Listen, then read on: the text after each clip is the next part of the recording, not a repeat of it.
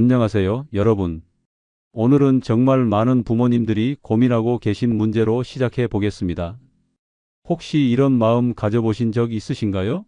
서른이 넘은 우리 아이가 부모 말은 뒷전이고 자기 마음대로만 살려고 한다. 좋은 말로 해줘도 안 듣고 조금만 뭐라고 하면 잔소리한다고 짜증을 낸다. 어떻게 해야 할지 모르겠다는 마음 말이에요. 저도 새 아이를 키운 부모로서 이런 고민을 정말 많이 했습니다. 특히 큰아이가 직장을 그만두겠다고 했을 때, 둘째가 결혼 상대를 데려왔을 때, 셋째가 창업하겠다고 했을 때, 정말 밤잠을 이루지 못했어요. 오늘 1시간 동안은 성인이 된 자녀와의 관계에서 겪는 어려움과 그 해결 방법에 대해 정말 깊이 있게 다뤄보겠습니다. 특히 실생활에서 바로 써먹을 수 있는 실용적인 대화법과 마음가짐에 대해 준비했어요. 먼저 오늘 말씀드릴 3가지 핵심 내용을 미리 알려드리겠습니다. 첫 번째는 왜 성인 자녀가 부모 말을 안 듣게 되는지 그 근본 원인을 파악하는 것. 두 번째는 자녀의 마음을 여는 올바른 소통 방법. 세 번째는 건강한 경계선을 그으면서도 좋은 관계를 유지하는 방법입니다. 자, 그럼 먼저 가장 중요한 것부터 시작해 보겠습니다. 우리 아이들이 왜 부모 말을 안 듣게 되었을까요? 많은 부모님들이 자녀가 배은망덕해서 또는 요즘 젊은이들이 버릇없어서라고 생각하시는데요. 실제로는 그렇지 않습니다. 얼마 전 40대 김씨 어머니께서 상담을 요청하셨어요. 30세 아들이 직장을 그만두고 카페를 차리겠다고 하는데 아무리 말려도 듣지 않는다는 거였어요. 어머니는 안정적인 직장을 놔두고 왜 위험한 사업을 하려고 하냐며 매일 아들과 싸웠다고 하시더라고요. 그런데 아들 입장에서는 어떨까요? 30살이 넘어서도 부모가 자신의 인생을 결정하려고 한다고 느꼈을 거예요. 자신의 꿈과 선택을 인정받지 못한다고 생각했을 겁니다. 여기서 중요한 것은 성인이 된 자녀는 더 이상 우리가 보호해야 할 어린아이가 아니라는 점입니다. 이들은 독립된 인격체로서 자신만의 가치관과 판단 기준을 가지고 있어요. 실제로 많은 경우가 이런 패턴을 보입니다. 부모는 걱정과 사랑으로 조언을 하는데 자녀는 그것을 간섭과 통제로 받아들이는 거죠. 그렇죠? 우리도 젊었을 때를 생각해 보시면 이해가 되실 거예요. 두 번째 이유는 소통 방식의 차이입니다. 우리 세대는 윗사람의 말씀을 무조건 따라야 한다고 배웠지만 요즘 세대는 대화와 설득을 통해 납득이 되어야 행동하는 경향이 있어요. 자, 그럼 이번에는 부모로서 가져야 할 올바른 마음가짐에 대해 말씀드리겠습니다. 가장 먼저 받아들여야 할 것은 우리 자녀가 이제 어른이라는 사실입니다. 쉽게 말하면 우리와 동등한 위치에 있는 독립된 개인이라는 뜻이에요.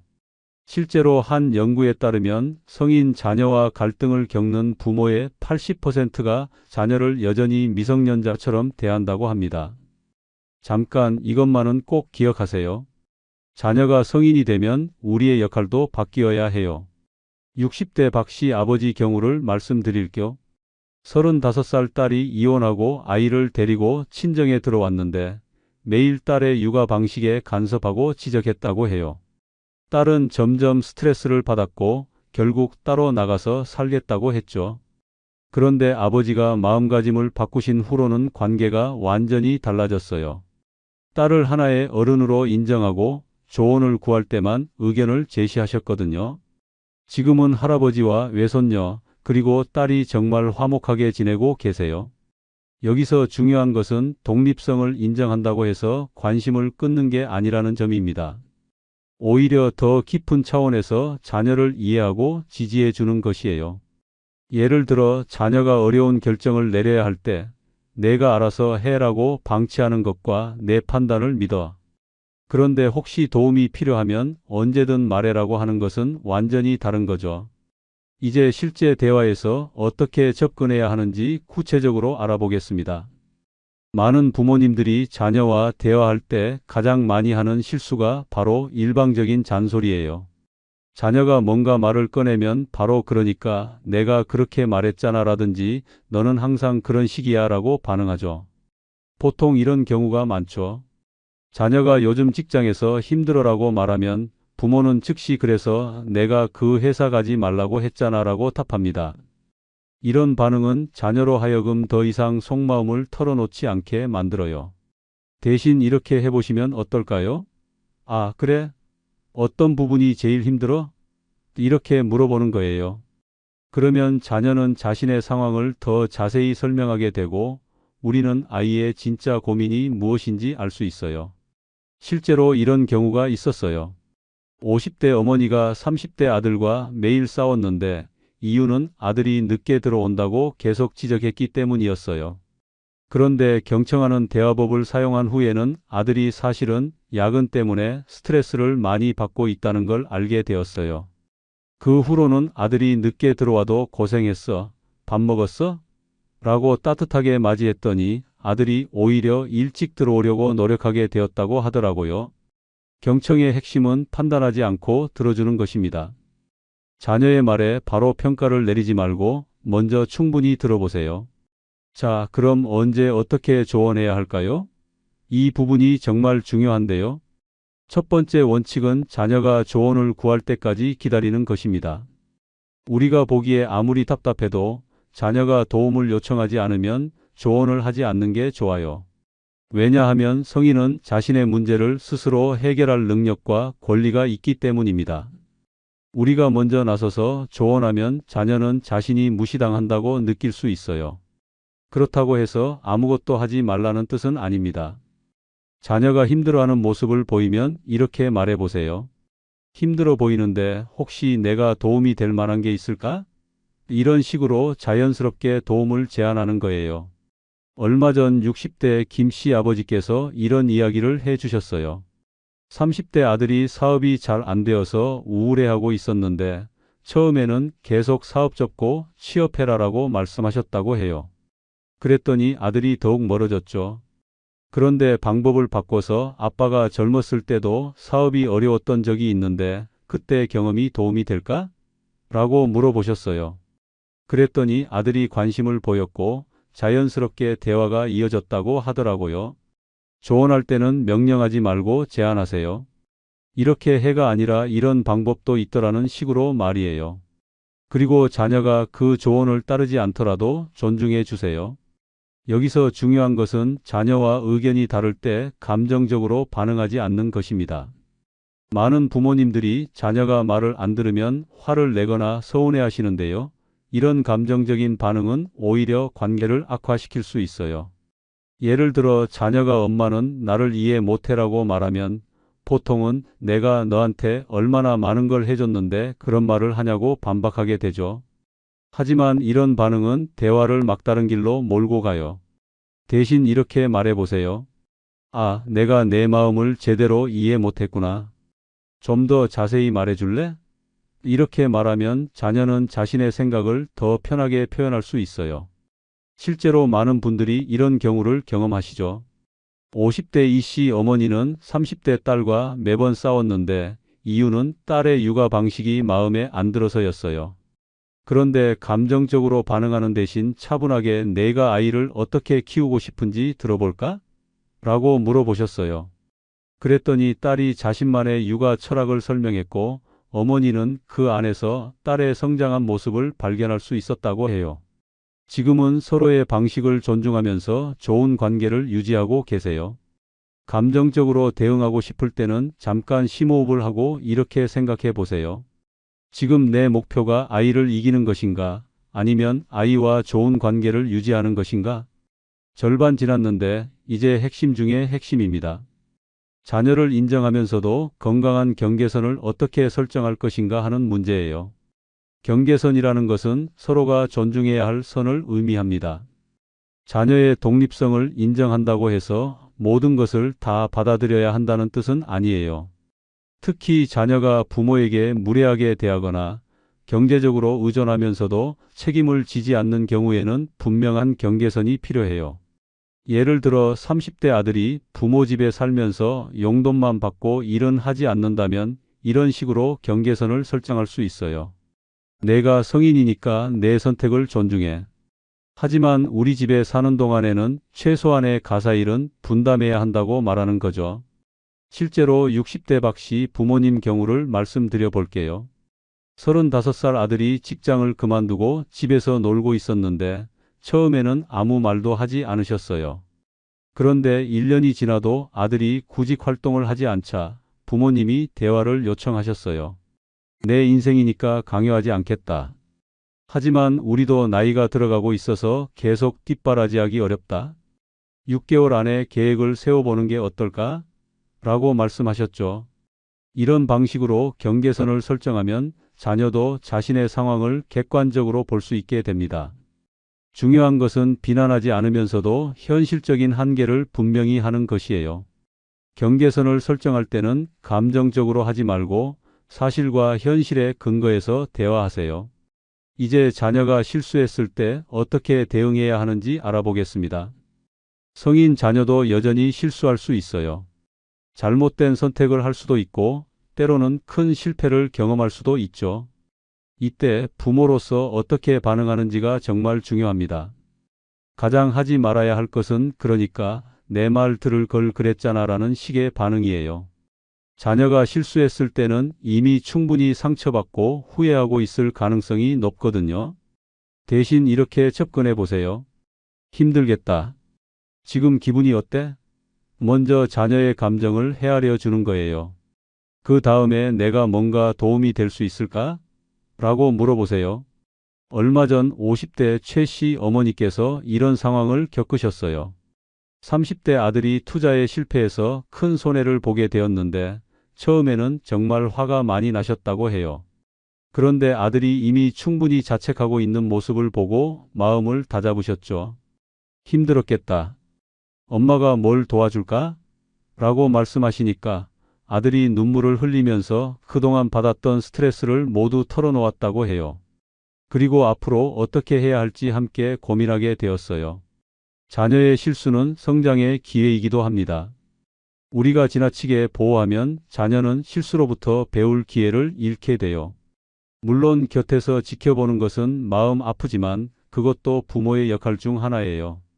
실수했을 때 비난보다는 격려를, 책망보다는 위로를 먼저 해주세요. 이번에는 세대 차이로 인한 갈등을 어떻게 해결할 것인가에 대해 말씀드리겠습니다. 우리 세대와 자녀 세대 사이에는 분명히 가치관의 차이가 있어요. 우리는 안정을 중시하지만 요즘 젊은이들은 자아 실현을 더 중요하게 생각하죠. 우리는 집단을 우선시하지만 이들은 개인을 더 중시해요. 이런 차이 때문에 자녀가 하는 선택들이 우리 눈에는 이해가 안 될 수 있어요. 좋은 직장을 그만두고 프리랜서가 되겠다거나 결혼보다는 자신의 커리어에 집중하겠다거나 하는 선택들 말이에요. 하지만 여기서 중요한 것은 다르다고 해서 틀린 게 아니라는 점입니다. 시대가 변했고 그에 따라 살아가는 방식도 달라진 거예요. 실제로 요즘은 평생 직장이라는 개념도 많이 사라졌잖아요. 우리 때는 한 직장에서 정년까지 다니는 것이 미덕이었지만 지금은 여러 직장을 옮겨 다니면서 경험을 쌓는 것이 더 유리할 수도 있어요. 60대 정 씨 아버지께서 이런 말씀을 해주셨어요. 처음에는 아들이 직장을 자주 바꾸는 것이 못마땅하셨는데 나중에 보니 그 과정에서 아들이 다양한 기술과 경험을 쌓았고 결국 더 좋은 조건의 일자리를 찾게 되었다고 하더라고요. 세대 차이를 극복하려면 먼저 우리가 열린 마음을 가져야 해요. 요즘은 어떻게 하는 게 좋을까? 이런 식으로 자녀에게 물어보는 것도 좋은 방법이에요. 자녀 세대의 문화와 생각을 이해하려고 노력하면 오히려 우리가 배울 점도 많다는 걸 발견하게 될 거예요. 이제 성인이 된 자녀와는 어떤 관계를 맺어야 할까요? 더 이상 보호자와 피보호자가 아닌 새로운 형태의 관계가 필요해요. 가장 이상적인 관계는 친구 같은 부모가 되는 것입니다. 물론 여전히 부모이지만 동시에 자녀의 인생 동반자이자 조언자 역할을 하는 거죠. 이런 관계에서는 서로를 존중하고 서로에게서 배우려고 하며 서로의 어려움을 함께 나눕니다. 부모가 일방적으로 가르치는 관계가 아니라 서로 소통하고 지지해주는 관계예요. 50대 한 씨 어머니와 30대 딸의 경우를 예로 들어볼게요. 처음에는 딸의 육아 방식이나 살림 방식이 마음에 안 들어서 자주 간섭하셨다고 해요. 그런데 관계를 재정립한 후로는 딸과 함께 요리도 배우고 딸에게 스마트폰 사용법도 배우신다고 하더라고요. 이제는 딸이 고민이 있으면 먼저 어머니께 상담을 요청하고 어머니도 궁금한 것이 있으면 딸에게 물어보신다고 해요. 정말 보기 좋은 관계죠. 새로운 관계를 정립할 때 중요한 것은 상하 관계가 아닌 수평 관계로 생각하는 것입니다. 물론 부모로서의 사랑과 관심은 변하지 않지만 대하는 방식은 달라져야 해요. 자녀를 하나의 독립된 어른으로 인정하고 그들의 선택과 판단을 존중해 주세요. 그러면 자녀도 부모를 더욱 소중히 생각하게 될 거예요. 마지막 정리입니다. 오늘의 하이라이트라고 할 수 있는 내용인데요. 자녀와의 관계를 장기적인 관점에서 바라보는 것이 중요합니다. 지금 당장 자녀가 우리 말을 안 듣는다고 해서 실망하거나 포기하지 마세요. 인간관계는 시간이 흐르면서 변하고 성장해요. 특히 부모와 자녀의 관계는 평생에 걸쳐 계속 발전하는 관계예요. 실제로 많은 연구에서 보여주듯이 성인 초기에 부모와 갈등을 겪던 자녀들도 나이가 들면서 부모의 마음을 더 잘 이해하게 됩니다. 특히 자녀가 결혼하고 아이를 낳으면서 부모의 사랑을 더 깊이 깨닫게 되죠. 제가 아는 한 가족의 이야기를 들려드릴게요. 30대 아들이 부모와 심하게 갈등을 겪으면서 몇 년간 연락도 안 하고 지냈어요. 부모님은 정말 마음고생이 심하셨죠. 그런데 아들이 결혼하고 아이를 낳은 후에 먼저 연락을 해왔어요. 부모가 되어보니 엄마 아빠 마음을 알겠다면서 용서를 구했다고 해요. 지금은 정말 화목한 가족이 되었어요. 물론 모든 경우가 이렇게 해피엔딩으로 끝나는 것은 아니지만 포기하지 않고 꾸준히 사랑을 보여주면 언젠가는 통하게 되어 있어요. 중요한 것은 지금 이 순간의 갈등에만 매몰되지 말고 평생에 걸친 관계라는 큰 그림을 보는 것입니다. 오늘 말다툼을 했다고 해서 관계가 끝나는 게 아니에요. 인내심을 가지고 꾸준히 사랑을 표현하고 자녀의 성장을 믿고 기다려주세요. 오늘 1시간 동안 성인 자녀가 부모 말을 안 들을 때 대처하는 현명한 방법에 대해 말씀드렸습니다. 특히 기억해 주셨으면 하는 것은 3가지입니다. 첫 번째, 성인이 된 자녀는 독립된 인격체로 인정해야 한다는 점입니다. 두 번째, 잔소리보다는 경청하고 공감하는 것이 훨씬 효과적이라는 것이에요. 세 번째, 당장의 갈등에 매몰되지 말고 평생에 걸친 관계라는 장기적 관점을 가져야 한다는 점입니다. 여러분, 자녀와의 관계에서 가장 중요한 것은 승부가 아니라 사랑입니다. 우리가 옳다는 것을 증명하는 것보다 자녀가 행복하게 살아가는 것이 더 중요해요. 때로는 자녀의 선택이 우리 눈에 잘못되어 보일 수도 있어요. 하지만 그것도 자녀의 인생이고 그 선택을 통해 배우고 성장하는 과정이라고 생각해 주세요. 우리가 할 수 있는 최선은 언제나 자녀 곁에 있어 주는 것, 필요할 때 도움을 줄 수 있는 든든한 버팀목이 되어 주는 것입니다. 마지막으로 이것만은 꼭 기억해 주세요. 자녀가 부모 말을 안 듣는다고 해서 부모를 사랑하지 않는 것은 아닙니다.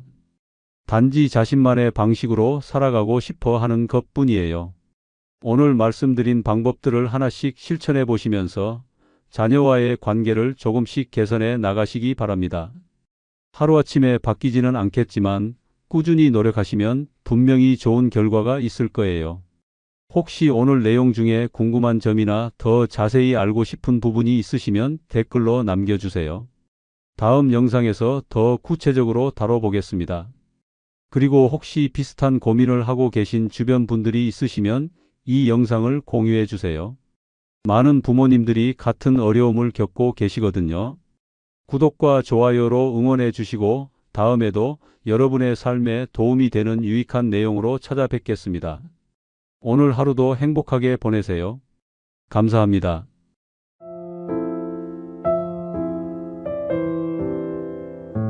안녕하세요.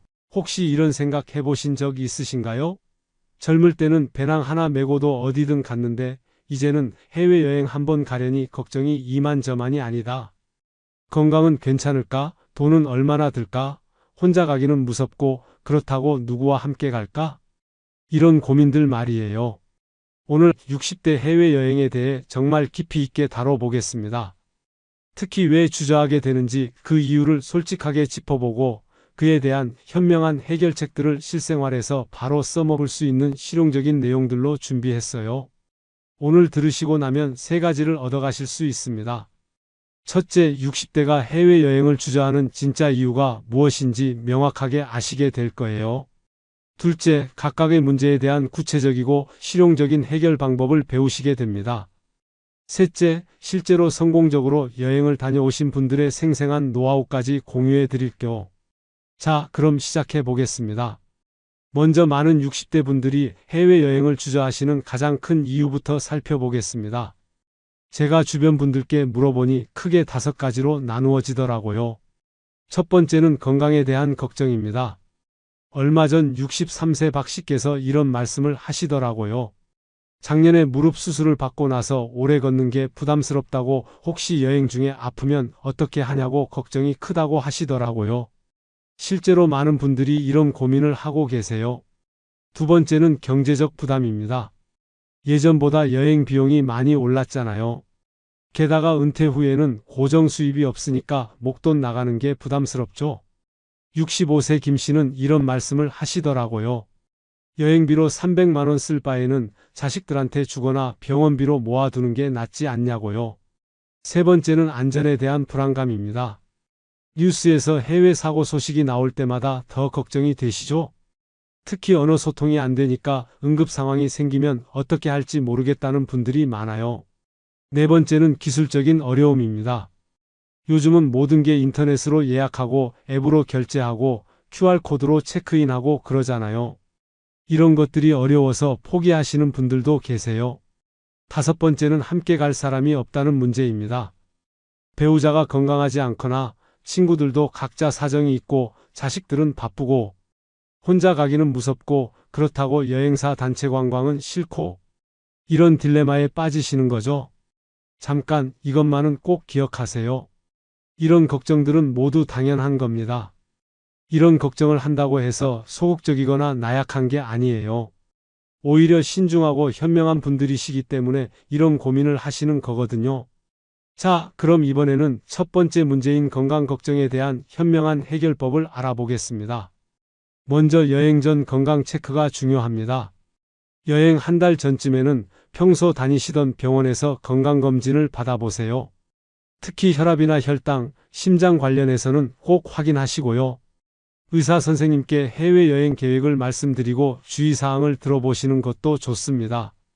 실제로 여행을 다녀오신 67세 최 씨 말씀을 들어보면 평소 복용하시던 약을 충분히 가져가고 영문 처방전도 준비해서 가셨다고 해요. 그리고 여행자 보험에 의료비 보장이 포함된 걸로 꼭 가입하셨다고 하더라고요. 여행 일정도 무리하지 않게 짜는 게 중요해요. 하루에 너무 많은 곳을 가려고 하지 마시고 중간중간 휴식 시간을 충분히 넣으세요. 특히 시차가 있는 곳은 첫날 이틀은 가벼운 일정으로 잡으시는 게 좋습니다. 무릎이나 허리가 안 좋으신 분들은 편한 신발을 준비하시고 필요하면 지팡이나 보조기구도 챙겨가세요. 요즘은 여행용 접이식 의자도 있어서 언제든지 앉아서 쉴 수 있어요. 부끄러워하지 마시고 필요한 건 다 준비해서 가세요. 그리고 목적지 선택도 중요합니다. 처음에는 의료시설이 잘 되어 있고 한국인이 많이 가는 곳을 선택하시는 게 좋아요. 일본이나 대만, 싱가포르 같은 곳들이 그런 면에서 좋죠. 거리도 가깝고 의료 수준도 높고 한국어 서비스도 어느 정도 받을 수 있어서요. 여기서 중요한 것은 건강하지 않다고 해서 여행을 포기할 필요는 없다는 겁니다. 다만 조금 더 신중하게 준비하고 자신의 몸 상태에 맞는 여행을 계획하시면 됩니다. 자, 그럼 이번에는 두 번째 큰 걱정거리인 경제적 부담에 대해 이야기해 보겠습니다. 많은 분들이 해외여행하면 목돈이 나간다고 생각하세요. 물론 럭셔리한 여행을 하면 그렇겠지만 꼭 그럴 필요는 없어요. 현명하게 계획하면 생각보다 적은 비용으로도 충분히 좋은 여행을 할 수 있습니다. 첫째로 여행 시기를 잘 선택하세요. 성수기를 피하고 비수기에 가면 항공료와 숙박비를 절반 가까이 절약할 수 있어요. 예를 들어 유럽은 11월부터 3월까지가 비수기인데 이때 가면 여름 성수기 대비 30에서 50%까지 저렴해져요. 둘째로 패키지 여행과 자유여행을 잘 비교해 보세요. 패키지가 항상 비싼 건 아니에요. 특히 항공료와 숙박비가 포함된 기본 패키지를 이용하고 현지에서는 자유롭게 다니는 반자유 여행 상품들이 경제적이면서도 편리해요. 셋째로 숙박비를 절약하는 방법이 있어요. 호텔 대신 게스트하우스나 펜션을 이용하거나 에어비앤비 같은 숙박 공유 서비스를 이용하면 많이 절약할 수 있어요. 특히 부엌이 있는 곳을 선택하면 간단한 식사도 해결할 수 있어서 식비도 아낄 수 있고요.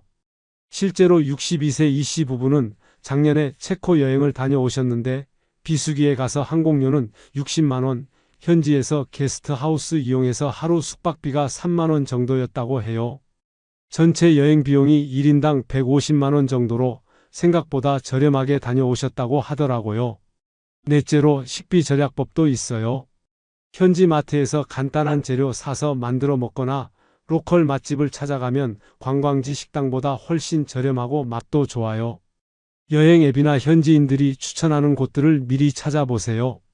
다섯째로 환율을 잘 활용하세요. 환율이 좋을 때 미리 환전해 두거나 해외에서 쓸 수 있는 체크카드를 준비하면 환전 수수료를 절약할 수 있어요. 잠깐 이것만은 꼭 기억하세요. 여행비 때문에 스트레스 받지 마세요. 자신의 경제 상황에 맞는 여행을 계획하시면 됩니다. 비싼 여행이 좋은 여행은 아니에요. 자신이 즐거우면 그게 최고의 여행입니다. 실제로 이런 경우가 많은데요. 64세 장 씨는 처음에는 비용 때문에 여행을 포기하려고 하셨대요. 그런데 비수기 패키지 상품을 찾아보니 생각보다 저렴한 상품들이 많더라고요. 결국 남편과 함께 베트남 다낭을 4박 5일로 다녀오셨는데 항공료와 호텔비 포함해서 1인당 90만 원 정도였다고 해요. 현지 식비와 관광비까지 합쳐도 130만 원 정도로 해결하셨다고 하더라고요. 그럼 이번에는 세 번째 걱정거리인 안전 문제에 대한 해결책을 알아보겠습니다. 해외여행에서 안전은 정말 중요한 문제죠. 하지만 너무 걱정하지 마세요. 미리 준비하고 주의사항만 잘 지키면 충분히 안전하게 다녀올 수 있어요. 첫째로 목적지 선택이 중요합니다. 처음 해외여행을 가신다면 치안이 좋고 한국인이 많이 가는 곳을 선택하세요. 일본, 싱가포르, 대만, 태국, 베트남 이런 곳들이 좋죠.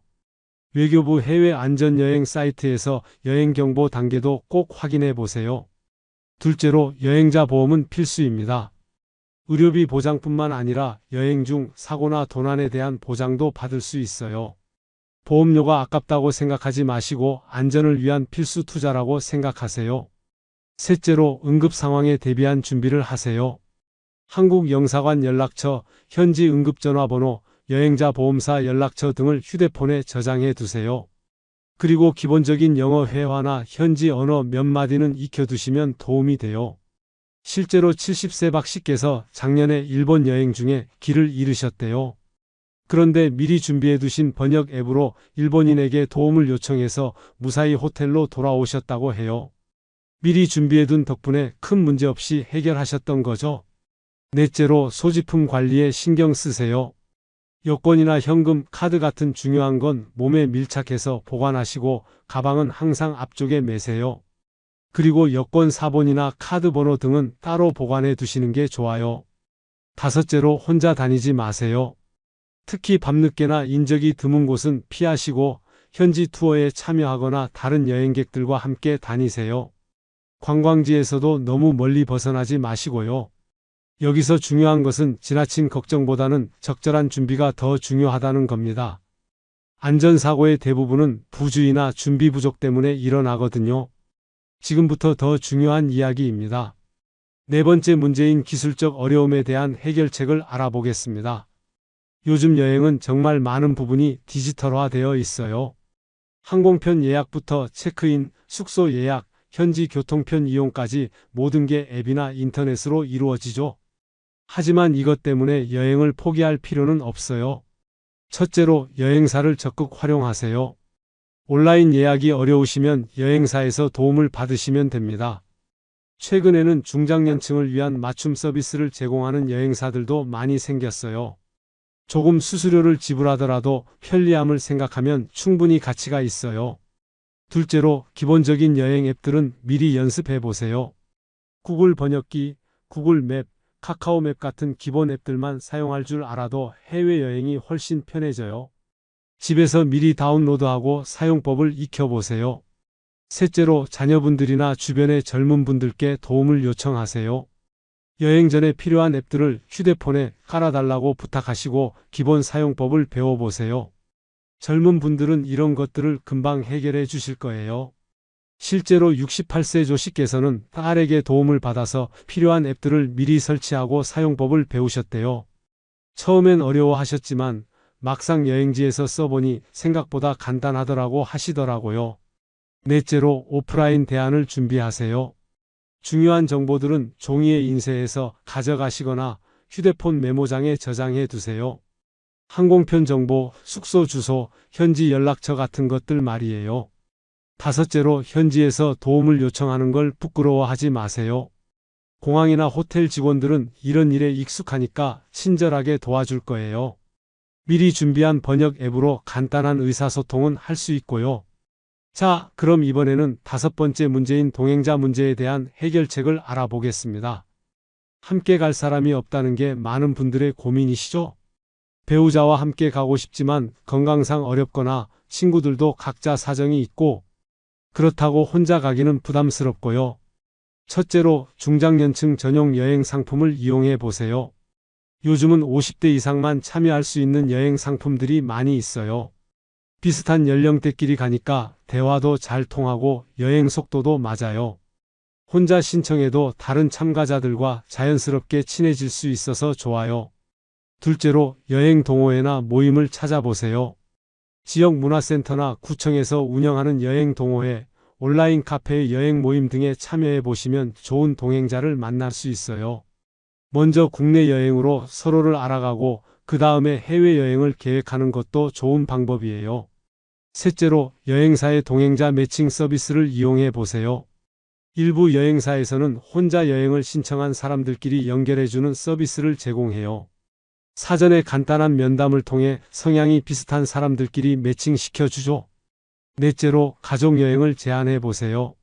성인이 된 자녀들이나 형제 자매들과 함께 가족여행을 계획해 보는 것도 좋아요. 비용을 나눠서 부담할 수도 있고 안전면에서도 안심이 되고요. 실제로 66세 한 씨께서는 작년에 아들 가족과 함께 괌으로 3세대 여행을 다녀오셨대요. 손주들과 함께하는 여행이라 더욱 의미 있었고 젊은 아들 부부가 있으니까 모든 면에서 편했다고 하시더라고요. 다섯째로 혼자 여행도 생각해 보세요. 처음에는 부담스럽겠지만 패키지 여행이라면 가이드와 다른 여행객들이 함께하니까 완전히 혼자인 건 아니에요. 오히려 자신만의 시간을 가질 수 있어서 좋다는 분들도 많아요. 잠깐 이것만은 꼭 기억하세요. 동행자가 없다고 해서 여행을 포기할 필요는 없습니다. 요즘은 혼자 여행하는 중장년층을 위한 서비스들이 정말 많아졌거든요. 절반 지났는데 이제 핵심 중에 핵심입니다. 지금까지 문제점들과 해결책들을 알아봤는데 이제는 실제로 성공적인 해외여행을 위한 구체적인 실행 방법들을 알려드리겠습니다. 먼저 여행 계획 세우는 법부터 알아보겠습니다. 막연하게 어디 가고 싶다고 생각하지 마시고 체계적으로 계획을 세워보세요. 첫 단계는 여행 목적을 명확히 하는 것입니다. 휴양이 목적인지, 문화체험이 목적인지, 쇼핑이 목적인지, 음식이 목적인지 생각해 보세요. 목적이 정해지면 목적지 선택이 훨씬 쉬워져요. 두 번째 단계는 예산을 정하는 것입니다. 전체 예산을 정하고 항공료, 숙박비, 식비, 관광비, 쇼핑비로 나누어서 계획하세요. 예상보다 10에서 20% 정도는 여유 있게 잡아두시는 게 좋아요. 세 번째 단계는 일정을 짜는 것입니다. 너무 빡빡하게 짜지 마시고 하루에 두세 군데 정도만 가는 것으로 계획하세요. 중간중간 휴식 시간도 충분히 넣고요. 실제로 여행을 성공적으로 다녀오신 61세 송 씨의 경우를 보면 작년 가을에 부인과 함께 일본 교토로 4박 5일 여행을 다녀오셨는데요. 여행 목적을 문화체험과 단풍 구경으로 정하시고 하루에 한두 군데 템플만 보는 것으로 일정을 잡으셨대요. 덕분에 여유롭게 즐기면서 좋은 추억을 만들고 오셨다고 하더라고요. 네 번째 단계는 필요한 준비물을 체크하는 것입니다. 여권 유효기간, 비자 필요 여부, 예방접종, 여행자 보험, 환전, 로밍 등등 체크리스트를 만들어서 하나씩 확인해 보세요. 5번째 단계는 현지 정보를 미리 조사하는 것입니다. 날씨, 교통편, 팁 문화, 주의사항 등을 미리 알아두시면 현지에서 당황하지 않아요. 이제 짐 싸는 노하우를 알려드리겠습니다. 중장년층 여행에서 짐은 정말 중요해요. 첫째로 짐은 최대한 가볍게 싸세요. 무거운 캐리어를 끌고 다니는 것 자체가 체력 소모가 크거든요. 꼭 필요한 것만 가져가시고 현지에서 살 수 있는 건 현지에서 사세요. 둘째로 약은 넉넉하게 준비하세요. 평소 복용하시던 약은 여행 기간보다 일주일 정도 더 가져가시고 간단한 상비약도 챙겨가세요. 소화제, 두통약, 밴드 등등 말이에요. 셋째로 편한 옷과 신발을 준비하세요. 멋부리려고 불편한 옷 가져가지 마시고 편하고 활동하기 좋은 옷들로 준비하세요. 특히 신발은 오래 걸어도 발이 아프지 않는 걸로 신겨가세요. 넷째로 필수품들은 여분을 준비하세요. 안경이나 렌즈, 충전기, 어댑터 같은 것들은 여분을 준비해 가시면 분실했을 때 당황하지 않아요. 다섯째로 중요한 서류들은 따로 보관하세요. 여권, 항공권, 보험증서 등은 원본과 사본을 따로 보관하시고 휴대폰에도 사진을 찍어 저장해 두세요. 현지에서의 안전한 행동 요령도 중요합니다. 첫째로 항상 일정을 누군가에게 알려두세요. 한국에 있는 가족이나 친구에게 매일 연락하시고 어디에 있는지 알려주세요. 카카오톡으로 사진 한 장씩만 보내도 안심이 되거든요. 둘째로 현금과 카드를 분산해서 보관하세요. 모든 돈을 한 곳에 두지 마시고 여러 곳에 나누어 보관하세요. 혹시 도난당해도 전부 잃지는 않아요. 셋째로 관광지에서는 호객행위에 주의하세요. 길에서 말을 걸어와서 뭔가 권하는 사람들은 일단 의심해 보시고 필요 없다고 명확하게 거절하세요. 특히 마사지나 쇼핑몰, 보석가게 같은 곳으로 데려가려는 사람들은 조심하셔야 해요. 넷째로 음식을 드실 때도 주의하세요. 처음 가는 나라라면 첫 이틀은 익숙한 음식 위주로 드시고 점차 현지 음식에 도전해 보세요. 특히 생수는 꼭 사 드시고 얼음이나 생야채는 피하시는 게 안전해요. 다섯째로 응급 상황에 대비하세요. 여행자 보험 연락처, 한국 영사관 연락처, 현지 응급 전화번호를 휴대폰에 저장해 두시고 간단한 영어 응급 표현들도 메모해 두세요. 이제 현지에서 즐겁게 여행하는 팁들을 알려드리겠습니다. 첫째로 현지 문화를 존중하세요. 각 나라마다 예의나 관습이 다르니까 미리 조사해 보시고 현지인들의 방식을 따라해 보세요. 그럼 더 친근하게 대해주시고 더 좋은 경험을 할 수 있어요. 둘째로 사진 찍는 것을 부끄러워하지 마세요.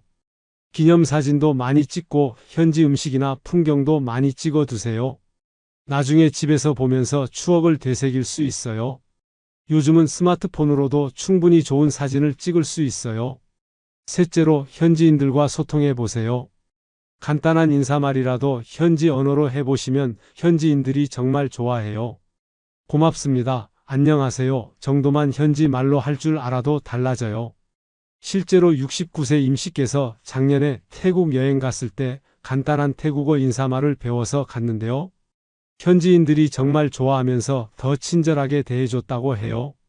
덕분에 맛있는 로컬 음식점도 추천받고 좋은 경험을 많이 하고 오셨다고 하더라고요. 넷째로 쇼핑할 때는 신중하게 하세요. 충동 구매하지 마시고 정말 필요한 것만 사세요. 특히 비싼 물건은 여러 곳에서 가격을 비교해 보시고 면세점이나 공항에서도 파는지 확인해 보세요. 다섯째로 여행 일기를 써보세요. 매일 어디 갔는지, 뭘 먹었는지, 어떤 느낌이었는지 간단하게라도 기록해 두세요. 스마트폰 메모장에라도 좋으니까요. 나중에 보면 정말 좋은 추억이 돼요. 이제 여행에서 돌아온 후에 대해서도 이야기해 보겠습니다. 여행이 끝나고 나서도 중요한 일들이 있어요.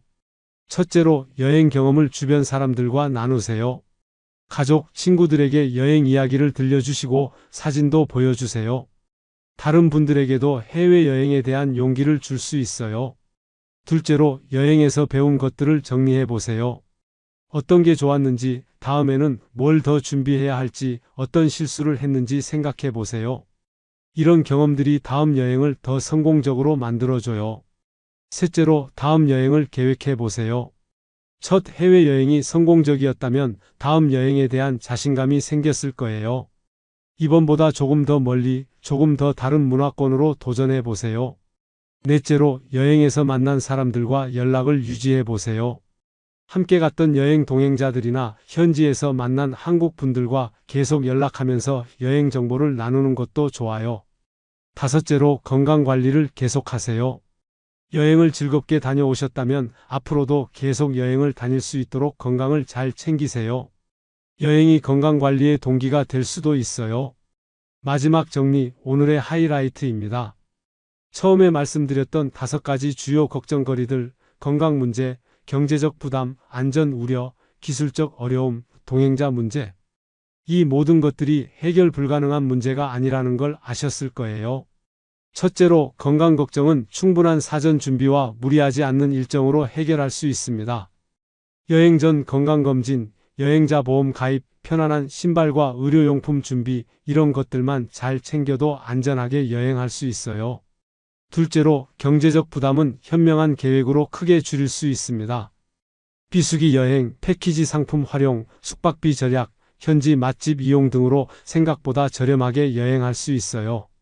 셋째로, 안전 문제는 적절한 목적지 선택과 기본적인 주의사항만 지켜도 충분히 예방할 수 있습니다. 한국인이 많이 가는 안전한 나라부터 시작해서 점차 경험을 쌓아가시면 돼요. 넷째로, 기술적 어려움은 주변의 도움과 기본적인 준비만 있으면 극복할 수 있습니다. 여행사 도움받기, 기본 앱 사용법 익히기, 오프라인 대안 준비하기 등이 해결책이에요. 다섯째로, 동행자 문제는 다양한 방법으로 해결할 수 있습니다. 중장년층 전용 여행 상품, 동호회 참여, 가족여행 제한, 심지어 혼자 여행도 충분히 가능해요. 특히 기억해 주셨으면 하는 것은 나이가 들었다고 해서 여행을 포기할 이유는 없다는 겁니다. 오히려 시간적 여유가 생긴 지금이 여행하기에는 더 좋은 때일 수도 있어요. 다만 젊을 때와는 다른 방식으로 접근하시면 되는 거죠. 현명한 준비와 계획, 그리고 적절한 도움받기. 이 3가지만 잘하시면 안전하고 즐거운 해외여행을 충분히 하실 수 있습니다. 마지막으로 한 가지 더 말씀드리고 싶은 건 완벽한 준비보다는 용기 있는 첫 발걸음이 더 중요하다는 겁니다. 모든 걸 완벽하게 준비하려고 하다 보면 결국 못 가게 돼요. 적당한 준비와 함께 용기를 내서 첫 해외여행을 떠나보세요. 처음에는 가까운 나라, 짧은 기간으로 시작하시고 점차 범위를 넓혀가시면 됩니다. 일본 2박 3일부터 시작해서 동남아 4박 5일, 그 다음에는 유럽 일주일 이런 식으로 말이에요. 여러분의 인생에 새로운 경험과 추억을 선물해 주세요. 60대의 해외여행은 분명히 젊을 때와는 다른 깊이와 여유로움을 가져다 줄 거예요. 오늘 이 이야기를 들으시고 조금이라도 해외여행에 대한 용기가 생기셨다면 지금 당장 첫 번째 단계를 시작해 보세요. 가고 싶은 나라를 정하고 여행사에 문의해 보거나 인터넷으로 정보를 찾아보세요. 여러분 모두 안전하고 즐거운 해외여행 하시길 바라며 오늘 긴 시간 들어주셔서 정말 감사합니다. 구독과 좋아요로 응원해 주시고 다음에도 유익한 내용으로 찾아뵙겠습니다. 감사합니다.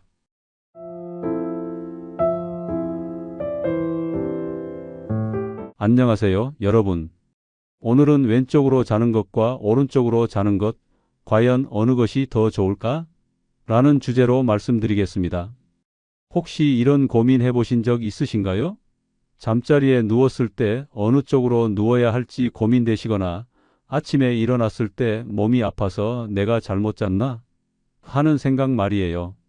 사실 우리가 하루 중 3분의 1을 보내는 수면, 그 자세가 건강에 미치는 영향은 생각보다 훨씬 큽니다. 단순히 편안하게 자는 것을 넘어서 우리 몸의 소화, 혈액순환, 심지어 뇌 건강까지도 영향을 받거든요.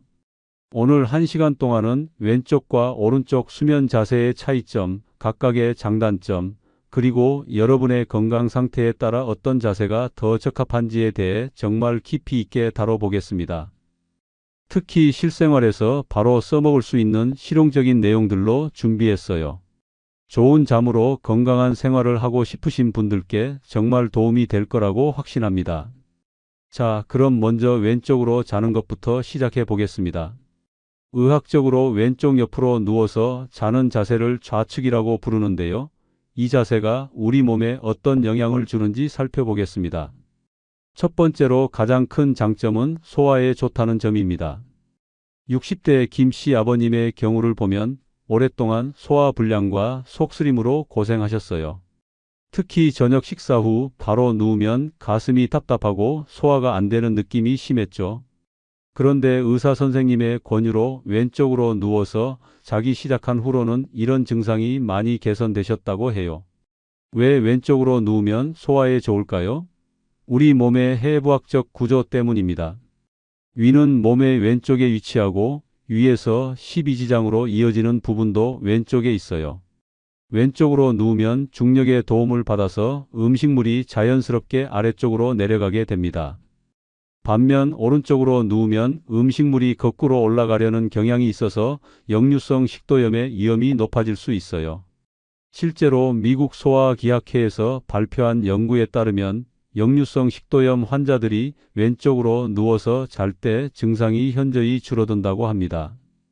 특히 저녁 식사를 조금 늦게 하시는 분들이나 속쓰림이 자주 있으신 분들에게는 왼쪽 수면 자세를 적극 권해드려요. 두 번째 장점은 심장의 부담이 적다는 점입니다. 심장은 몸의 약간 왼쪽에 위치해 있는데 왼쪽으로 누우면 심장이 아래쪽에 놓이게 되어서 혈액이 심장으로 돌아오는 정맥 혈류가 더 원활해집니다. 특히 고혈압이나 심장 질환이 있으신 분들에게 도움이 될 수 있어요. 70대 박 씨 할아버님은 심장 수술 후 회복 기간에 의사로부터 왼쪽으로 자라는 권유를 받으셨다고 해요. 처음에는 익숙하지 않아서 힘들었지만 점차 적응하면서 가슴 답답함이나 숨 가쁜 증상이 많이 줄어들었다고 하시더라고요. 세 번째로는 림프 순환에 좋다는 점입니다. 우리 몸의 림프계는 노폐물을 배출하고 면역 기능을 담당하는 중요한 시스템인데요.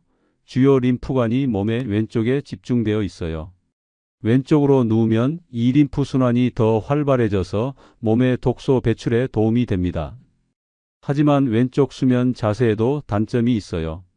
가장 큰 단점은 심장에 압박감을 줄 수 있다는 점입니다.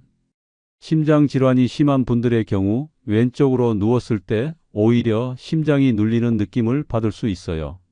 특히 신부전이나 부정맥이 있으신 분들은 의사와 상담 후 수면 자세를 정하시는 게 좋겠어요.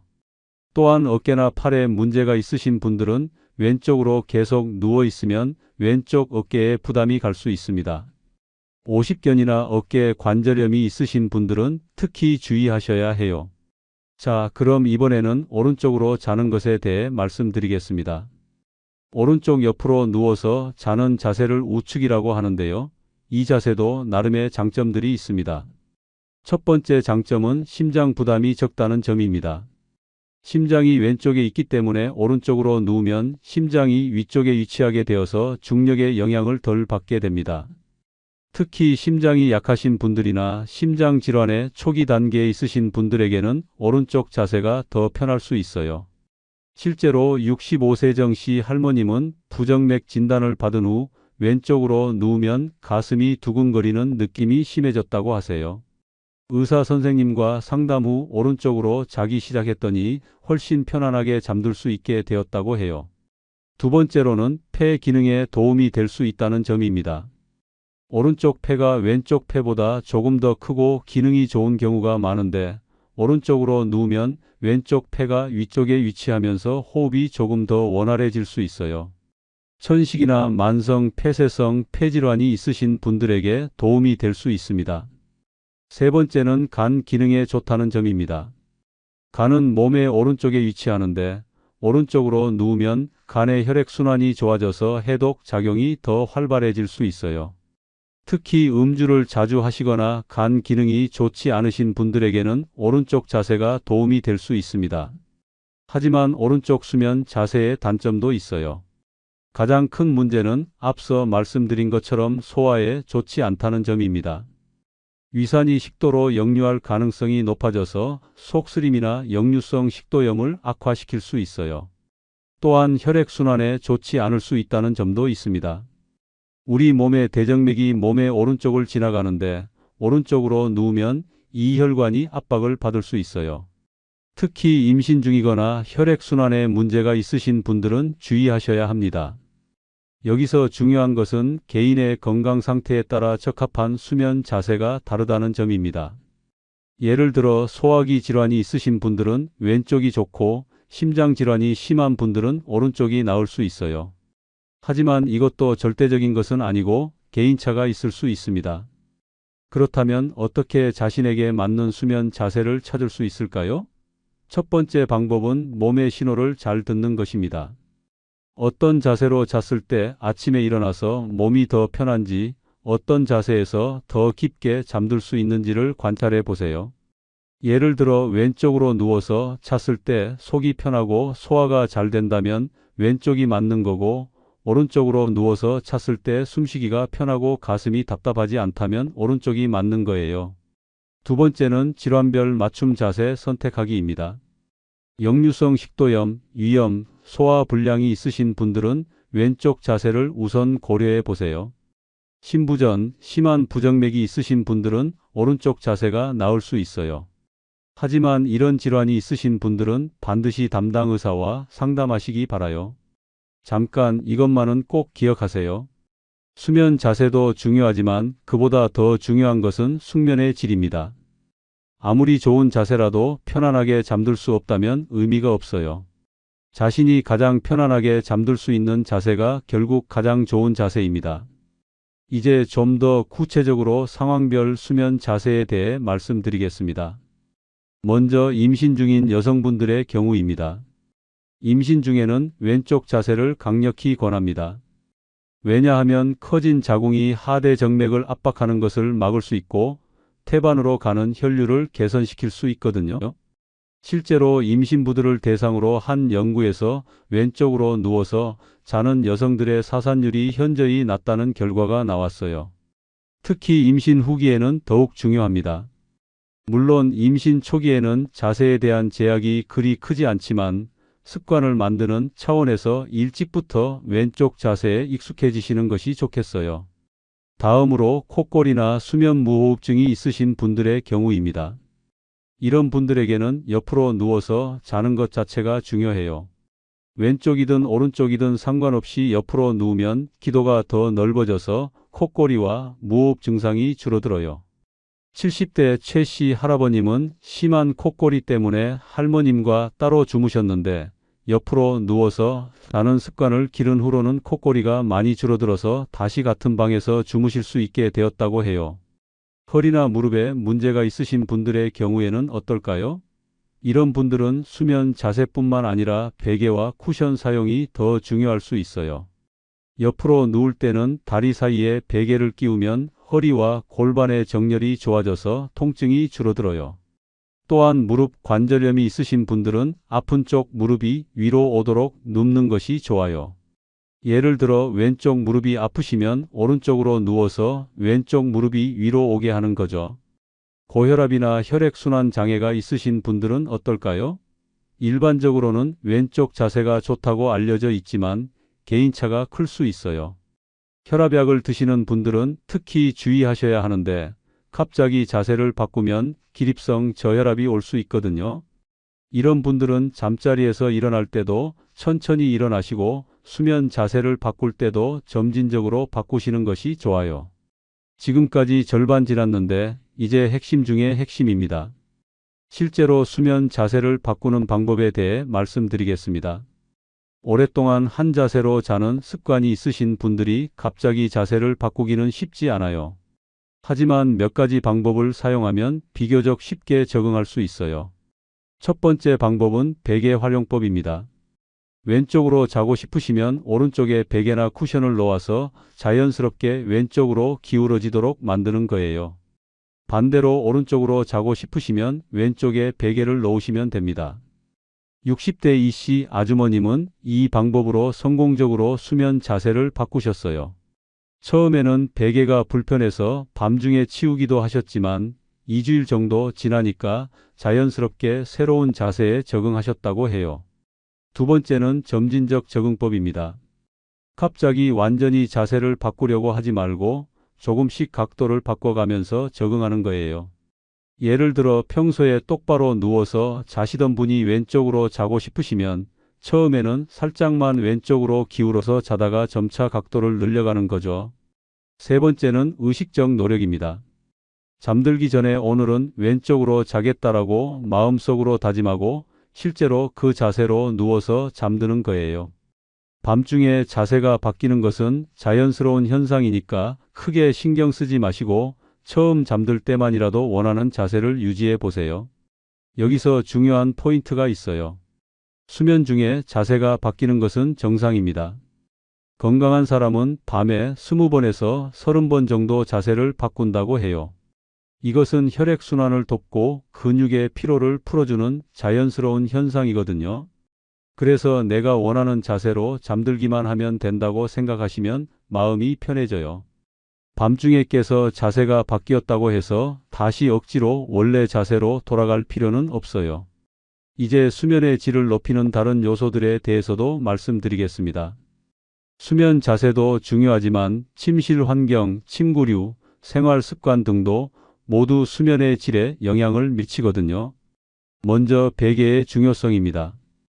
옆으로 누워서 잘 때는 목과 척추가 일직선이 되도록 하는 것이 중요해요. 베개가 너무 높으면 목이 꺾이고 너무 낮으면 목이 아래로 처져서 목과 어깨에 무리가 갈 수 있어요. 일반적으로 옆으로 누워서 잘 때는 어깨 높이만큼의 베개가 적당해요. 어깨가 넓으신 분들은 조금 더 높은 베개를, 어깨가 좁으신 분들은 조금 더 낮은 베개를 사용하시면 됩니다. 매트리스의 선택도 중요해요. 너무 푹신한 매트리스는 몸이 과도하게 들어가서 척추 정렬에 좋지 않고 너무 딱딱한 매트리스는 압박감 때문에 혈액순환을 방해할 수 있어요. 적당한 탄력이 있으면서도 몸의 곡선을 잘 받쳐주는 매트리스가 좋습니다.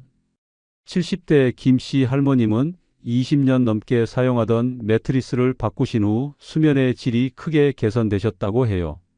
아침에 일어날 때 허리 아픈 것도 줄어들고 더 깊게 잠들 수 있게 되었다고 하시더라고요. 침실 온도와 습도도 신경 써야 할 부분이에요. 너무 덥거나 추우면 자주 깨게 되고 습도가 너무 높거나 낮아도 수면에 방해가 됩니다. 일반적으로 18도에서 22도 정도의 온도와 50%에서 60% 정도의 습도가 적당해요. 또한 잠들기 전 루틴도 중요합니다. 매일 같은 시간에 잠자리에 들고 잠들기 1시간 전부터는 스마트폰이나 텔레비전을 보지 않으시는 것이 좋아요. 대신 가벼운 독서를 하거나 명상, 스트레칭 등으로 몸과 마음을 릴렉스 시키세요. 실제로 이런 경우가 많은데요. 낮에는 피곤하다가도 막상 잠자리에 들면 잠이 안 오는 경우 있으시죠? 이런 분들은 특히 잠들기 전 루틴이 중요해요. 몸이 이제 잠들 시간이구나라는 신호를 받을 수 있도록 일정한 패턴을 만드는 거예요. 음식과 수면의 관계도 살펴보겠습니다. 잠들기 3시간 전부터는 과식을 피하시고 특히 기름진 음식이나 매운 음식은 드시지 않는 것이 좋아요. 이런 음식들은 소화에 부담을 주어서 수면을 방해할 수 있거든요. 반면 따뜻한 우유나 카모마일 차 같은 것들은 수면에 도움이 될 수 있어요. 다만 너무 많이 드시면 밤중에 화장실 때문에 깰 수 있으니까 적당량만 드시는 것이 좋겠어요. 운동과 수면의 관계에 대해서도 말씀드리겠습니다. 규칙적인 운동은 수면의 질을 높이는 데 정말 좋아요. 하루 30분 정도의 가벼운 산책만 해도 밤에 더 깊게 잠들 수 있어요. 하지만 잠들기 3시간 전부터는 격렬한 운동은 피하시는 것이 좋아요. 60대 박씨 아버님은 저녁 식사 후 30분 정도 동네를 산책하는 습관을 기르신 후 불면증이 많이 개선되셨다고 해요. 처음에는 귀찮았지만 한 달 정도 지나니까 몸이 그 리듬에 적응해서 자연스럽게 피곤해지고 잠이 잘 온다고 하시더라고요. 스트레스 관리도 좋은 수면을 위해서는 필수예요. 하루 종일 쌓인 스트레스나 걱정거리들을 침대까지 가져가면 안 되거든요. 잠들기 전에는 하루 있었던 일들을 정리하고 내일 할 일들은 메모해 두고 마음을 비우는 시간을 가져보세요. 명상이나 심호흡 같은 것도 도움이 돼요. 복잡한 방법이 아니어도 괜찮아요. 그냥 코로 천천히 숨을 들이마시고 입으로 천천히 내쉬는 것을 5번 정도만 반복해도 마음이 차분해져요. 수면 시간의 일정함도 중요한 포인트예요. 매일 같은 시간에 자고 같은 시간에 일어나는 습관을 기르시면 우리 몸의 생체 시계가 정상적으로 작동해요. 주말이라고 해서 너무 늦게 자거나 늦게 일어나면 생체 리듬이 깨질 수 있어요. 하지만 나이가 들면서 수면 패턴이 바뀌는 것은 자연스러운 현상이에요. 젊을 때보다 일찍 잠들고 일찍 일어나게 되거나 깊은 잠을 자는 시간이 줄어드는 것은 정상이에요. 이를 억지로 젊을 때와 같게 만들려고 하지 마시고 자연스럽게 받아들이시면서 질 좋은 수면을 위해 노력하시면 됩니다. 낮잠의 영향에 대해서도 말씀드리겠습니다. 적당한 낮잠은 도움이 되지만 너무 길거나 늦은 시간의 낮잠은 밤잠에 방해가 될 수 있어요. 낮잠을 주무신다면 오후 3시 이전에 20분에서 30분 정도만 주무시는 것이 좋겠어요. 실제로 많은 어르신들이 낮잠을 주무시는데 이때 너무 깊게 자거나 오래 자면 밤에 잠이 안 와서 고생하시는 경우가 많아요. 낮잠은 피로 회복을 위한 보충 수면 정도로 생각하시고 가볍게 주무시면 됩니다. 수면 중 깨는 문제에 대해서도 다뤄보겠습니다. 나이가 들면서 밤중에 자주 깨는 것은 자연스러운 현상이에요. 하지만 너무 자주 깬다면 몇 가지 원인을 살펴봐야 해요. 첫 번째는 화장실 때문에 깨는 경우입니다. 전립선 문제나 방광 기능 저하로 인해 밤중에 화장실을 가야 하는 경우가 많아져요. 이런 분들은 잠들기 2시간 전부터는 수분 섭취를 줄이시고 잠들기 전에 화장실을 다녀오시는 것이 좋아요. 두 번째는 통증 때문에 깨는 경우입니다. 관절염, 허리 디스크 등으로 인한 통증 때문에 밤중에 깨는 경우가 많아요. 이런 분들은 수면 자세도 중요하지만 근본적인 통증 치료가 우선되어야 합니다. 세 번째는 수면 무호흡 때문에 깨는 경우입니다. 콧꼬리와 함께 숨이 멈추는 증상이 있으시면 반드시 전문의와 상담받으시기 바라요. 이는 심혈관 질환의 위험을 높일 수 있는 심각한 문제거든요. 약물과 수면의 관계도 중요한 부분이에요. 특히 고혈압약, 이뇨제, 스테로이드 등은 수면에 영향을 줄 수 있어요. 복용 중인 약물이 수면에 방해가 된다고 생각되시면 담당 의사와 상담해서 복용 시간을 조정하거나 다른 약물로 바꾸는 것을 고려해 볼 수 있어요. 70대 최 씨 할머님은 혈압약을 아침에서 저녁으로 복용 시간을 바꾸신 후 밤중에 깨는 횟수가 많이 줄어들었다고 해요.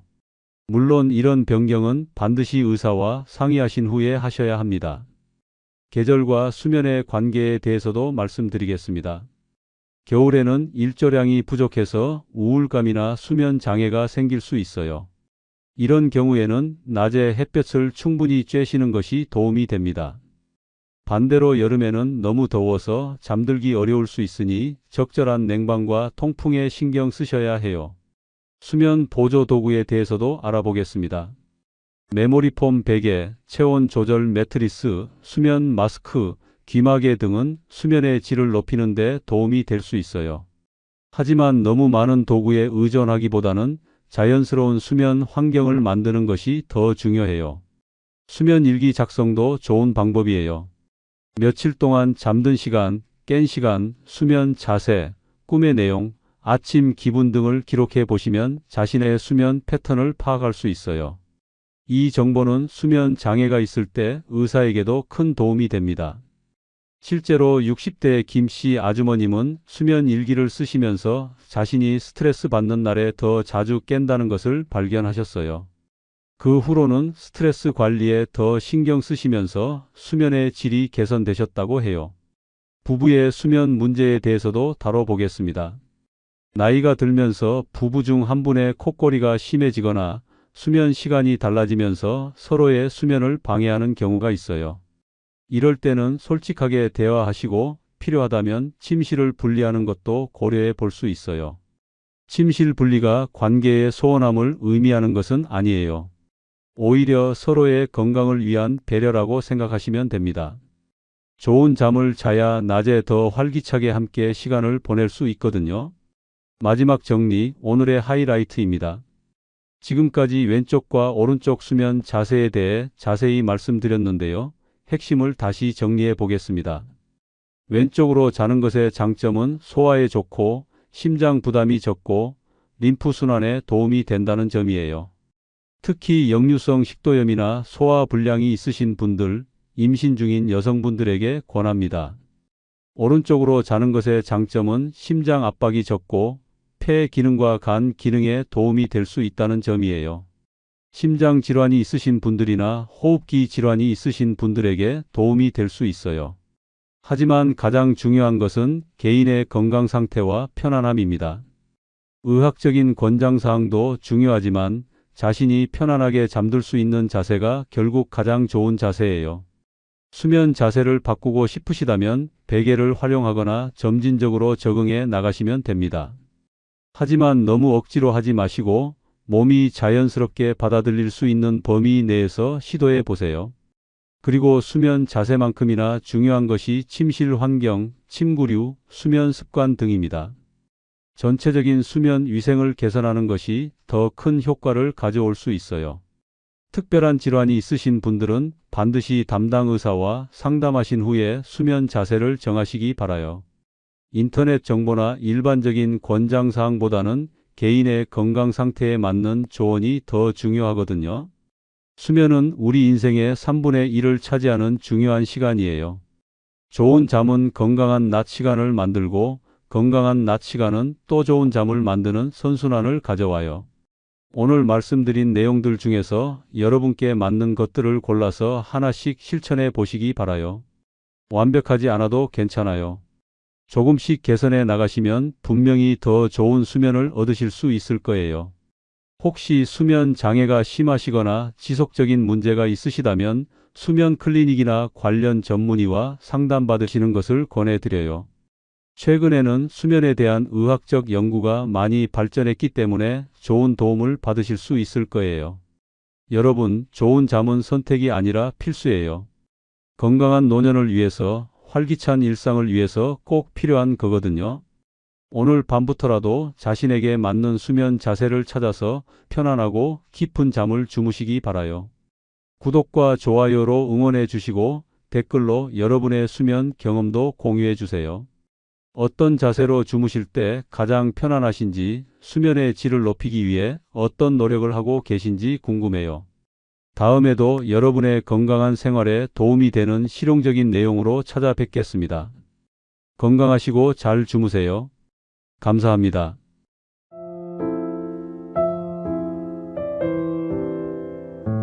은퇴하면 깨끗한 공기 마시며 텃밭도 가꾸고 조용한 시골에서 여유롭게 살고 싶다.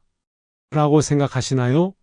주변의 빈말이라도 이렇게 말하는 사람들이 정말 많습니다. 하지만 실제로 전원주택을 알아보고 직접 살아보신 분들을 만나면서 알게 된 것이 참 많더라고요. 분명 좋은 점도 있겠지만 그것보다 안 좋은 점들도 정말 많습니다. 문제는 좋은 점만 생각하고 갔다가 후회하는 분들이 정말 많다는 겁니다. 앞으로 나올 내용들을 충분히 검토하신다면 후회 없는 전원 생활이 가능할 겁니다. 끝까지 들어보시고 현명한 결정하시길 바랍니다. 자, 그럼 첫 번째, 현실부터 시작해 보겠습니다. 바로 경제적 부담에 대한 이야기입니다. 많은 분들이 전원주택 하면 도시 아파트보다 싸다고 생각하세요. 땅값이 저렴하고 건물도 단순하니까 비용이 적게 들 거라고 생각하시는 거죠. 하지만 실제로는 어떨까요? 얼마 전에 60대 초반이 김 선생님을 만났는데 이분이 충청도 어느 시골에 전원주택을 지으셨어요. 처음에는 땅값 4천만 원, 집 짓는데 1억 원, 총 1억 4천만 원 정도면 될 줄 알았대요. 그런데 막상 해보니까 어떻게 됐을까요? 우선 땅을 고르고 나서 알았는데 상수도가 안 들어와 있더라고요. 상수도 인입비용만 300만 원이었어요. 그 다음에 전기 인입비용 200만 원, 인터넷 케이블 설치비 100만 원, 이것만으로도 벌써 예상보다 600만 원이 더 들었습니다. 집을 짓기 시작하니까 또 문제가 생겼어요. 자재 운반비가 만만치 않더라고요. 시골이라 트럭 접근이 어렵고 운반거리가 멀어서 건축비가 평방미터당 10만 원씩 더 올라갔어요. 30평 집이면 300만 원이 추가로 든 거죠. 그리고 가장 큰 복병이 바로 화분 정화조였어요. 하수도가 없으니까 개인 정화조를 설치해야 하는데 이게 무려 500만 원이나 들더라고요. 김 선생님 말씀으로는 이런 걸 미리 알았다면 계획을 다시 세웠을 거라고 하시더라고요. 결국 1억 4천만 원으로 시작한 집이 1억 8천만 원이 들었어요. 4천만 원이나 초과된 거죠. 이런 식으로 예상보다 비용이 많이 드는 경우가 정말 많습니다. 실제로 전원주택 건축 전문가들이 말하길 초기 예산보다 최소 30%는 더 잡아야 한다고 해요. 왜 그럴까요? 도시와 달리 인프라가 부족하고 자재 운반이 어렵고 예상하지 못한 추가 공사가 많이 생기기 때문입니다. 그런데 여기서 끝이 아니에요. 집을 짓고 나서 유지 비용이 만만치 않거든요. 자, 그럼 이번에는 두 번째 현실, 바로 생각보다 비싼 유지 비용에 대해 말씀드리겠습니다. 전원주택은 대부분 단독주택이에요. 아파트처럼 관리비를 내고 관리사무소에서 알아서 해주는 게 아니라 모든 걸 본인이 직접 관리해야 합니다. 이게 생각보다 정말 큰 부담이에요.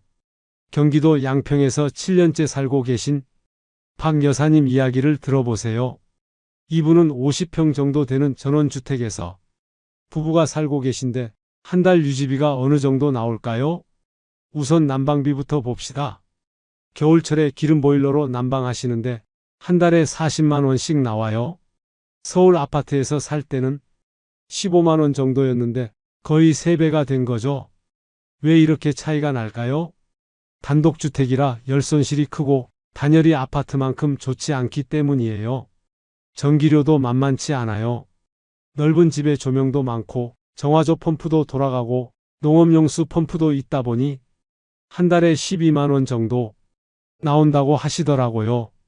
그리고 가장 큰 부담이 바로 관리 비용이에요.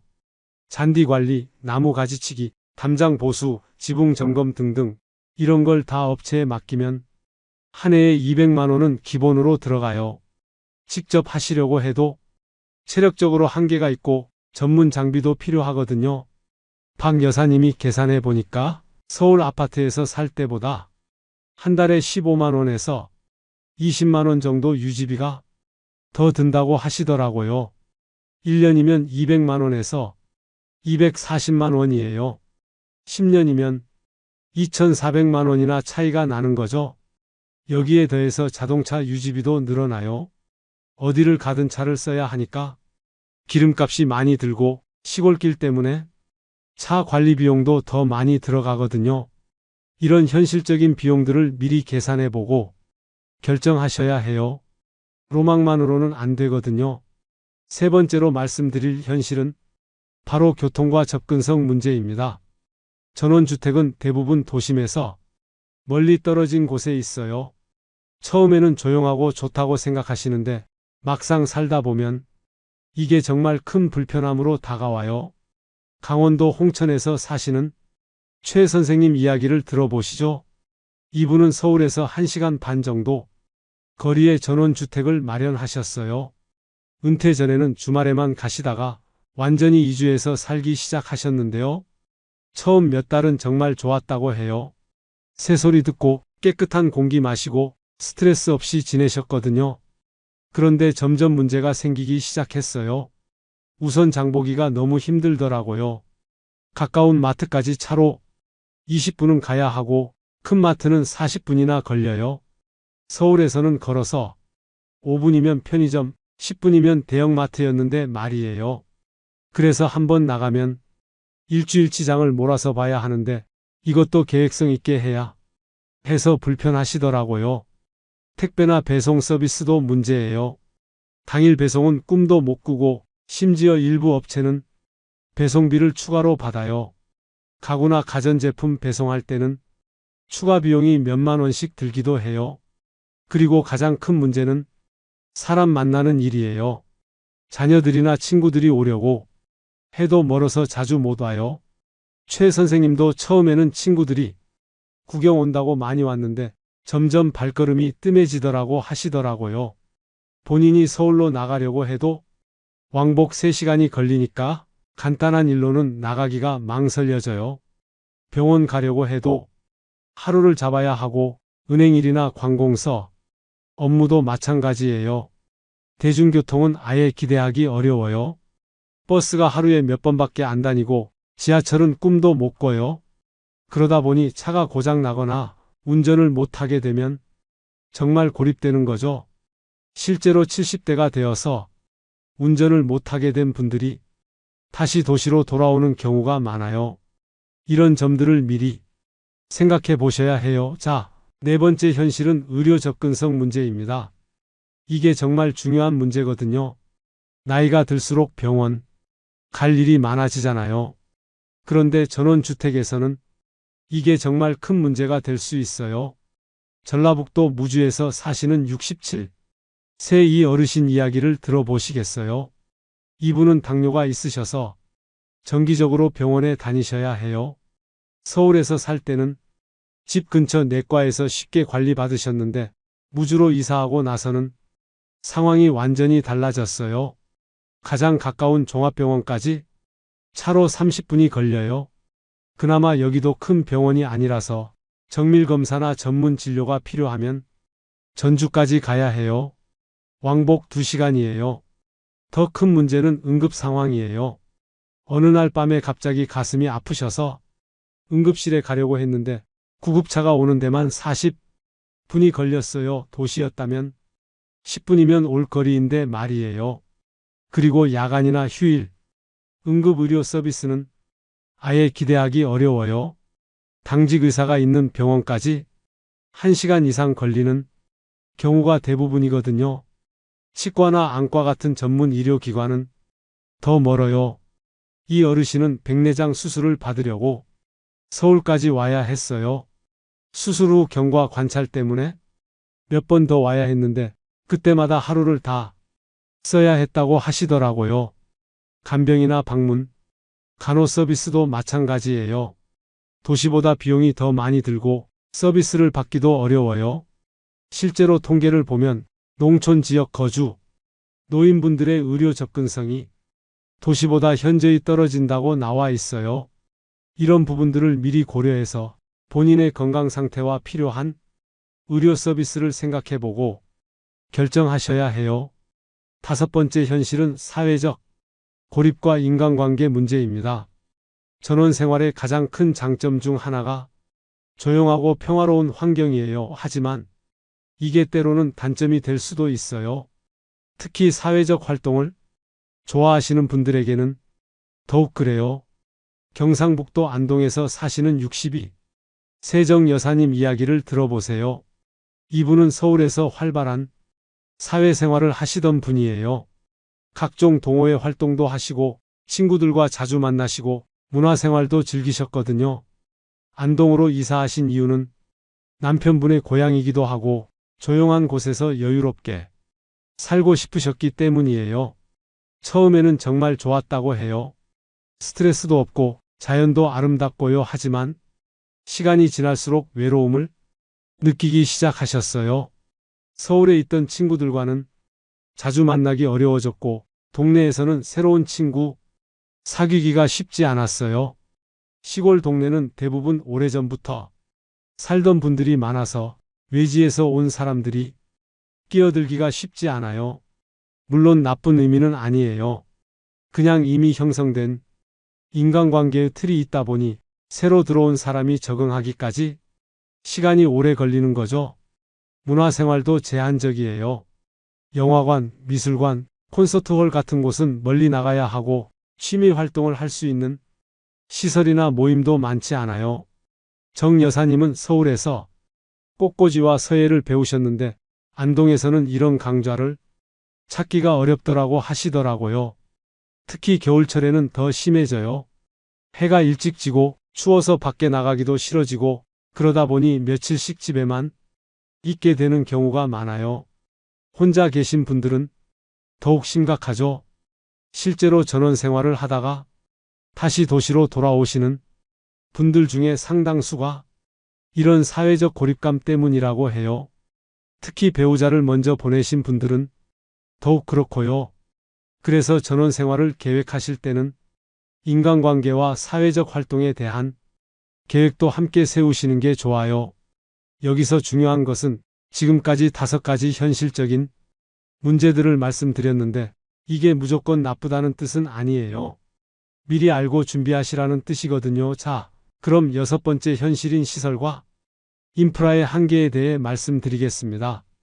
도시에서는 당연하게 생각하던 것들이 시골에서는 당연하지 않아요. 상하수도, 인터넷, 가스, 쓰레기 수거 같은 기본 인프라 말이에요. 충청남도 서천에서 사시는 59세 김 사장님 이야기를 들어보시겠어요? 이분은 IT 사업을 하시던 분이라 인터넷이 정말 중요하거든요. 전원주택으로 이사하면서도 재택근무를 계속 하실 계획이었어요. 그런데 막상 이사해 보니까 인터넷 속도가 너무 느린 거예요. 광 케이블이 아직 안 들어와 있어서 ADSL밖에 안 되는데 속도가 도시의 10분의 1 수준이었어요. 화상회의는 꿈도 못 꾸고 큰 파일 주고받는 것도 힘들었어요. 통신사에 문의해 보니까 광 케이블 설치하려면 개별 비용을 내야 한다고 하더라고요. 거의 1,000만 원 가까이 든다고 하니까 엄두가 안 나시더라고요. 상하수도 문제도 있어요.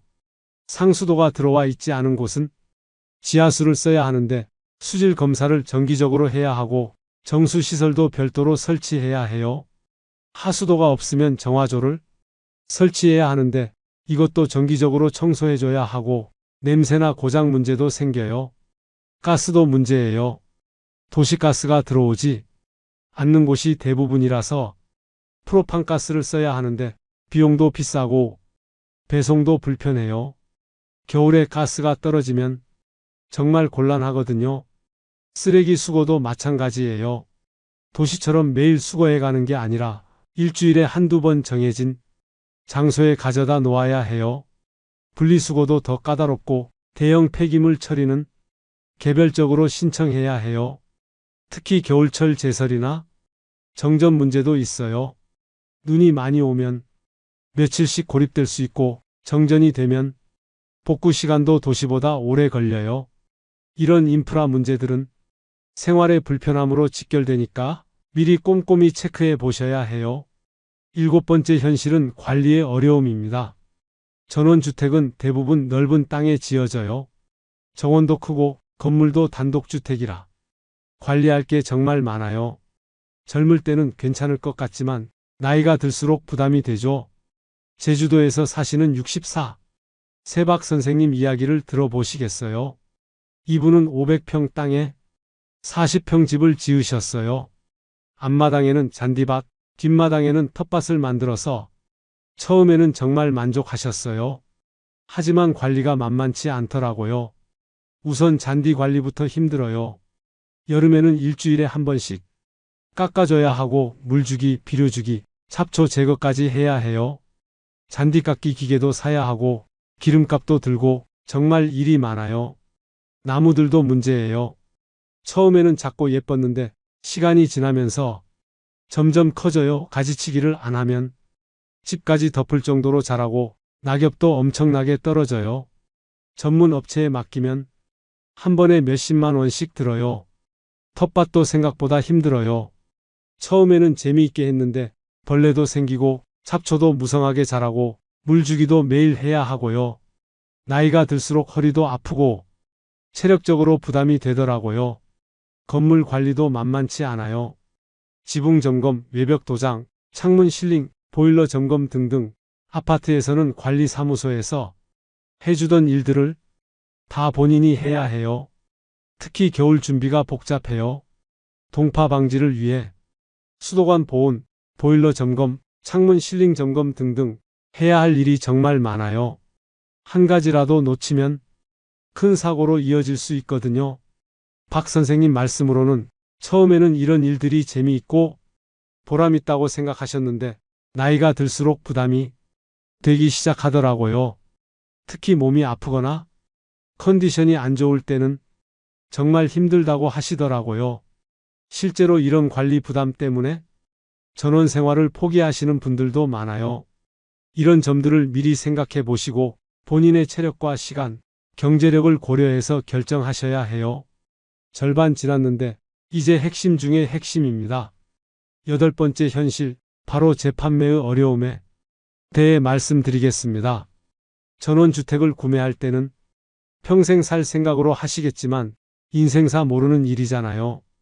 건강 문제나 가족 상황 변화 때문에 팔아야 할 상황이 올 수도 있어요.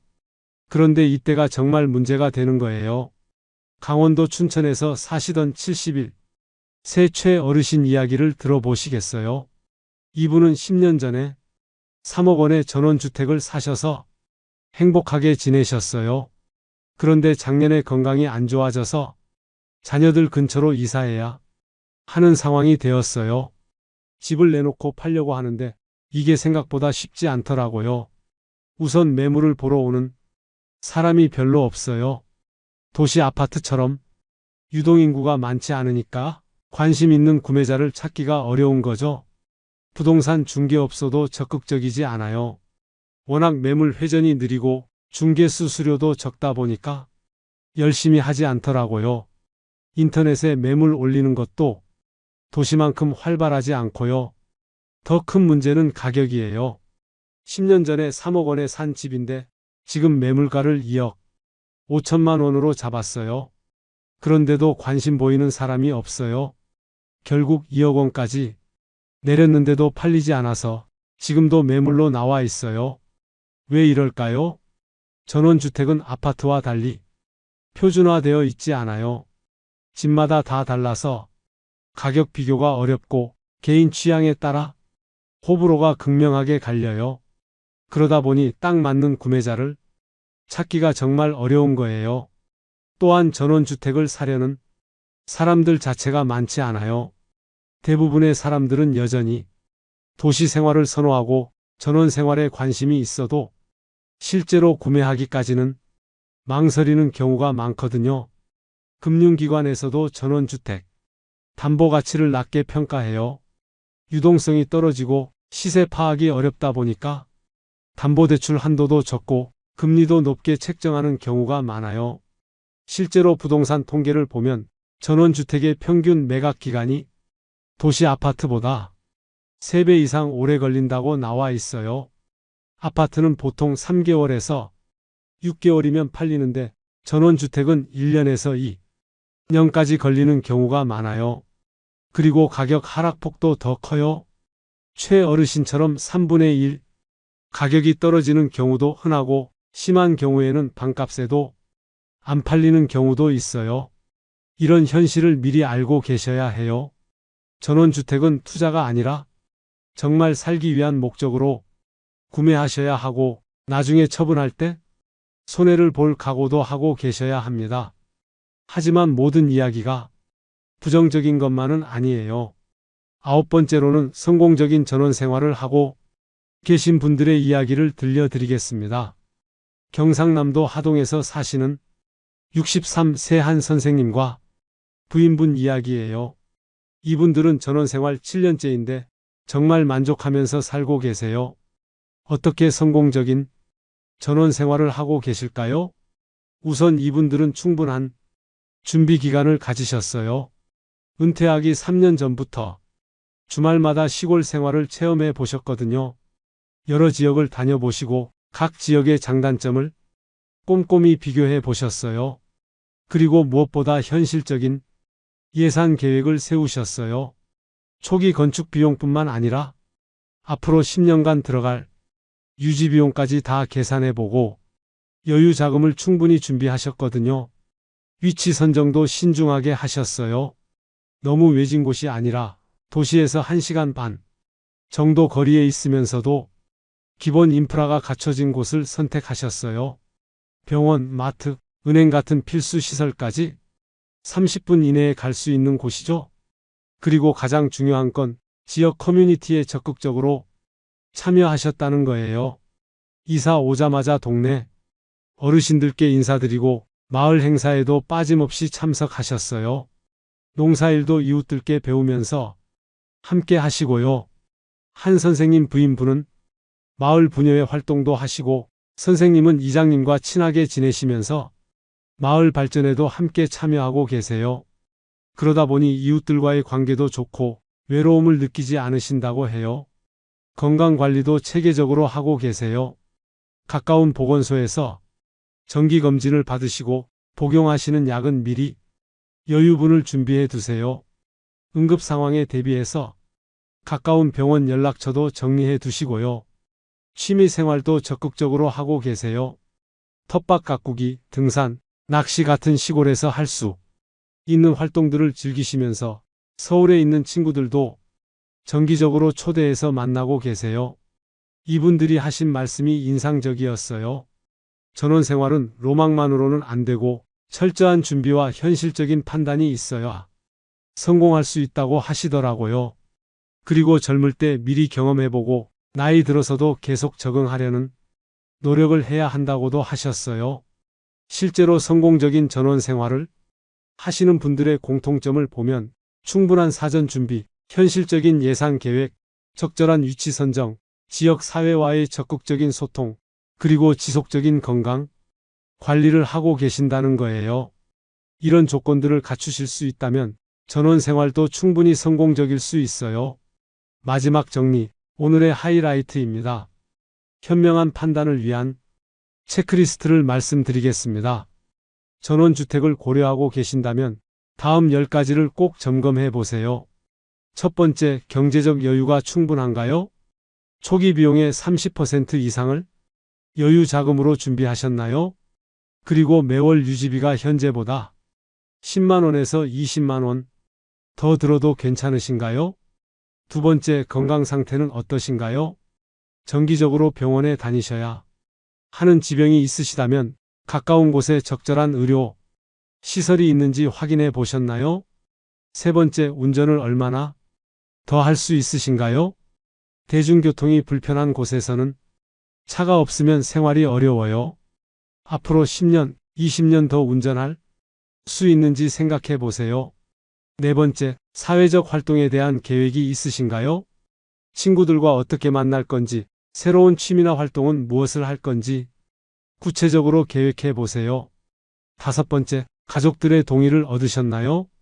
특히 자녀들이 찾아오기 편한 곳인지, 응급 상황 시 도움을 받을 수 있는지 확인해 보세요. 여섯 번째, 인프라는 충분한가요? 인터넷, 상하수도, 전기, 가스 등 기본 시설들이 제대로 갖춰져 있는지 꼼꼼히 확인해 보세요. 일곱 번째, 관리할 능력과 의지가 있으신가요? 넓은 땅과 건물을 계속 관리할 체력과 시간, 그리고 경제력이 있는지 솔직하게 평가해 보세요. 여덟 번째, 지역 사회에 적응할 준비가 되셨나요? 기존 주민들과 어울릴 마음가짐이 있고 그들의 문화를 이해하고 받아들일 수 있나요?